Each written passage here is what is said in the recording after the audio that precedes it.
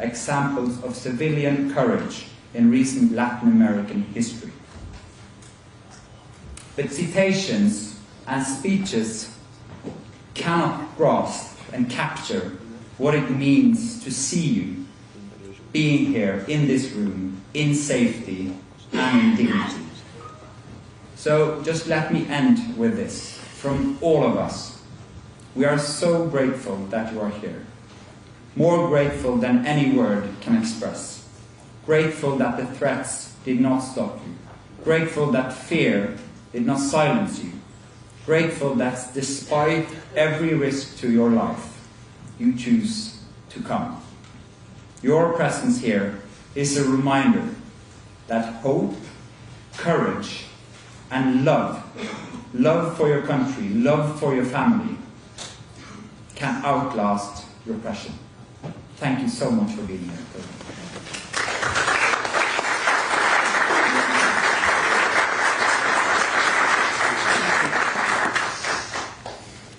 My turn.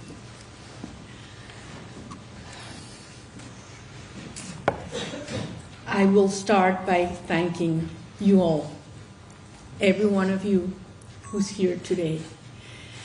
I've met these last hours Venezuelans that have come so far away as Saudi Arabia, Japan, Chile, Canada, people from all over our country, and they are proud to say so. I'm so glad to be able to see you and meet you again at Mundo and Mercedes. We're so proud of you, and so looking forward for what we're going to do together very soon for our country. Seeing friends, colleagues that I have not seen in the last 8 or 10 years, but that have stand firm all around the world, closer every day to Venezuela. Nor distance or time have broken that profound link to your country. And everybody says they want to come back. Everybody that I've met in the streets of Oslo say they are preparing their bags to come back home, to build a nation that we'll be so proud of, and that we will always tell our children what this generation has done. I am so grateful, and I have to say it here, to the people that made it possible, men and women, that I could have arrived here today. To all of you, my friends, Venezuelans know, because I've said this before, that every single day of my life I ask myself where I'm most useful to our cause. And when I make that decision consciously, that's where I have been. That's why I have stayed until recently in our country. This day, I had to be here. And it wasn't easy. Sometimes it looked impossible. But so many times we've been told what we wanted to do was impossible. And we have done it. So being here today is a proof of what the Venezuelan people's will and courage and love is capable of achieving. And I arrived a little late, but I'm here, and I think that God has its ways, because my words couldn't have been better expressed by someone of a generation that has not known democracy or lived in freedom, but they have learned from their fathers, mothers, and grandparents what it requires. And these hard children are willing to give their life for something they have never known. So that's why I'm convinced we have the best generation of Venezuelans ever, ready to finish our job. Not only to liberate our country, but to build a nation with strong pillars, ethical pillars, that will represent the new democratic institution for centuries to come. That's the magnitude of the responsibility we have. And now, if you allow me, I want to say a few words in Spanish. porque quiero hablarle a todos los venezolanos que están aquí y que están en Venezuela. Todos sabemos que este ha sido un reconocimiento para cada uno de nosotros, 30 millones de venezolanos, que nos ha unido porque hemos celebrado en todos los rincones de Venezuela, y en Venezuela a veces por dentro, a veces en iglesias, a veces solo en las cocinas de nuestras casas porque no se podía celebrar en las calles, pero en tantas ciudades alrededor del mundo. Y mi deber era venir a recoger este premio para llevarlo de vuelta a los venezolanos. Y pronto estaré de vuelta en Venezuela, y sé que muy pronto ustedes también. Y vamos a demostrarle al mundo que no solamente nos merecemos este premio, sino que realmente esta generación entera pasará a la historia de la humanidad, porque lo que hemos hecho ha sido enorme y ha demostrado, como lo dijo Maria Corina ayer, que al final freedom certainly requires democracy, and I started wrong. Peace requires democracy, and you cannot have democracy unless you conquer and defend freedom. And at the end, to maintain freedom, and it is a personal, conscious decision, it requires a lot of courage, civic courage, as you have said. And an individual and a society is willing to do everything, and it takes a lot of courage when the things you love most in life, most dearly, are threatened. So at the end, it is an act of love. Ultimately, peace is an act of love. And I think that's the lesson we have given ourselves. And we hope that these, can be helpful and inspirational to other nations as well. So thank you very much to all of you, the committee and the Institute, and certainly to the Norwegian people that have shown us also much love in these hours. Thank you very much. Thank you. Thank you so much. I now already see more hands than I can possibly register and than I can possibly accommodate. So this is going to be unfair, and I apologize in advance. But I already have a few names on a few people on my list. AP first. Please introduce yourselves and your affiliation. Thank you, Pierre from AFP. Congratulations too. I realize that you cannot say much about the circumstances under which you left your country, but could you say at least if you have the feeling that the Venezuelan authorities have tried to hinder you from attending the Nobel ceremony, have tried to prevent you from attending the Nobel ceremony yesterday, and to which extent did you benefit from help from the US authorities? Thank you. Thank you.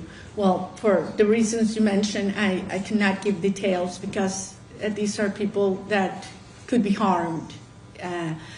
Certainly the regime would have done everything to prevent me from coming. They did not know where I was in hiding in Venezuela, so it was hard for them to stop me. It was rude, nonetheless. And yes, we did get support from the United States government to get here. Thank you. And I have to ask everybody to limit yourself to one question and not follow Pierre's example of sneaking two questions into one. That's an old, well-known trick, and it did work in this instance. It may not work again. Please, with the light hair there, yes.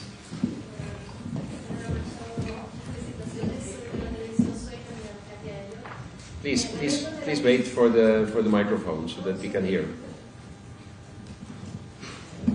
Soy Katia Elliot de la televisión sueca. Muchas felicitaciones. La meta de la oposición venezolana es la transición democrática y la salida del poder de Nicolás Maduro.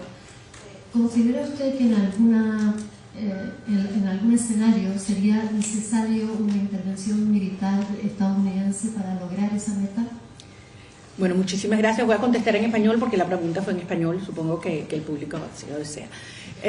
La sociedad venezolana ejerció el derecho al voto y la soberanía popular el 28 de julio del 2024 y de manera aplastante eligió a Edmundo González Urrutia como nuestro legítimo presidente. La sociedad venezolana ha dado todo por una transición a la democracia, en orden y en paz. Quien nos ha dedicado la guerra a los venezolanos ha sido el régimen de Maduro, que ha sido calificado como terrorismo de Estado por la Comisión Interamericana de Derechos Humanos y crímenes de lesa humanidad por las Naciones Unidas. El régimen de Maduro se apoya en regímenes totalitarios de otras partes del mundo para atacar y dañar a millones de venezolanos. Rusia, Irán, Cuba, grupos terroristas como Hezbollah, Hamas, los carteles de la droga o la guerrilla colombiana, que están ocupando Venezuela. Esa es la verdadera ocupación. Nosotros le pedimos al mundo, sí, ayuda para bloquear el ingreso de estos recursos que provienen de actividades ilegales, que es lo que soporta la estructura represiva del régimen. Y eso viene por tráfico de armas, por tráfico de drogas, por tráfico de oro, por tráfico de seres humanos. Y sí, así como el régimen se apoya en sistemas criminales, nosotros necesitamos que las democracias del mundo apoyen a los ciudadanos. Gracias. Una intervención militar. Maria Corina, would you like to summarize very briefly In English? In English, since Okay, I apologize, but there are some of us who don't know Spanish. So we'd like to learn. I thought that after I suspect I'm not the only one in the 2 room. intense days you had at least. No, I was asked if you were supporting an intervention from the United States, and I said that Venezuela has been already been occupied by forces from totalitarian regimes such as Russia, Iran, Cuba, and criminal groups such as Hezbollah, the drug cartels, and the Colombian guerrilla. And as the regime seeks support and gets support from these totalitarian regimes, we, the Venezuelan people that have tried every single, institutional means, ask support from the democratic nations in the world to cut those resources that come from illegal activities and support of repressive approaches. And that's why we are certainly asking the world to act. It's not a matter of statements, as you say, it's a matter of actions. Please, then the woman with the light hair and the yellow key strap. I'm not going to name you, even though I know some of you. Please introduce yourselves. Gladys Fouché from Reuters. Senora Machado, congratulations. Thank you. What is your reaction to the seizure by the US Coast Guard of a crude tanker off the coast of Venezuela? Is it a necessary step to bring about change? Thank you. Well, it's connected with what I answered previously, because, as I said, the regime is using the resources, the cash flows that come from illegal activities, including the black market of oil, not to give food for hungry children, not for teachers who earn $1 a day, not to hospitals in Venezuela that do not have medicine or water, not for security. They use those resources to repress and persecute our people, to buy arms, to infiltrate the military or movements, to pay for those that commit crimes and repression, to maintain our friends and colleagues in prison.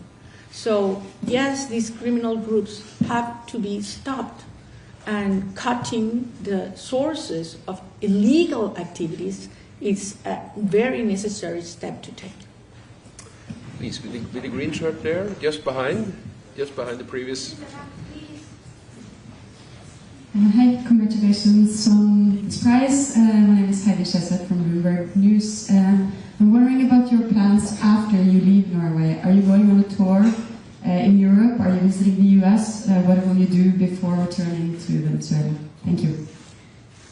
Thank you very much. I've been hearing several suggestions about that in the last hours and getting quite a few invitations. But to be absolutely honest, I'm taking one day at a time. There was great uncertainty if I was able to come. So I had not made many plans. So now that I'm here, I certainly want to spend a few hours with my colleagues, friends, and my children. I should make 1 or 2 visits to the doctors, different doctors. After all, it's been more than a year and a half. Certain things I should take care about. And yes, there are some meetings that I believe could be very useful that I do before I go back home. Please, we are not accepting unsolicited questions. There is a moderator here. Please, be quiet. I'll translate. They asked me if I could. They asked you? No, they asked us Okay. if I can repeat this question in Spanish. I think it's important. Okay, that you're welcome to do. As I told you, my Spanish is virtually non-existent. No, and as I told Just you, ask me and you have to translate. I'm learning how to deal with the Norwegians. Well, last time the police didn't want me to go out and say hello to the people, and finally we agreed. So it's a dialogue.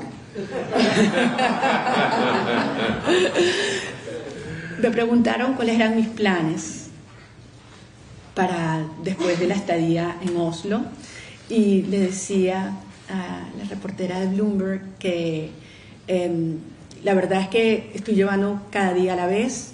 Al final no tenía la certeza de que yo vendría, y por lo tanto estoy pensando que es lo más útil para nuestra causa que yo debo hacer. Si quisiera estar algunas horas con mis hijos, con nuestros equipos, que después de todo tenía mucho tiempo sin verlos y hay mucho que trabajar, y siempre en persona se puede ser mucho más eficiente. También tengo que hacer 1 o 2 visitas al médico, y quisiera también tener algunas reuniones antes de regresar a Venezuela. Here in the dark shirt, yes. Thank you very much. My name is Mónica Juela. I am from Radio Latin America here in Oslo. And this prize has been... Are you able to speak up a little bit? Yeah, this prize has been very controversial in Norway. Some people are very happy. The Norwegian society are very happy for you, but other part of the society is not so happy. They say that you constant calling for intervention, international intervention, and you rejection to participate in the dialogues with the opposition and the regime. Don't be aligned with the Norwegian, with the Nobel Peace Prize core principles. So for those people, for those Norwegian citizens that are not so agree with the committee, what do you say to them about take a dialogue as a path to restore democracy in Venezuela? Thank you. Thank you very much. Well, I have to say that many times in our journey, the truth has been very uncomfortable for some people. And we have paid a high price for telling the truth. And many times it would have been much easier and politically correct to keep in silence. But we decided to speak out. And it brought us sometimes pain and people that wouldn't understand our stances. But at the end, I think that holding to the truth, it's what creates trust, and that's the essence of what we're fighting for. So I respect other people's views, and I know that the situation in Venezuela is very complex.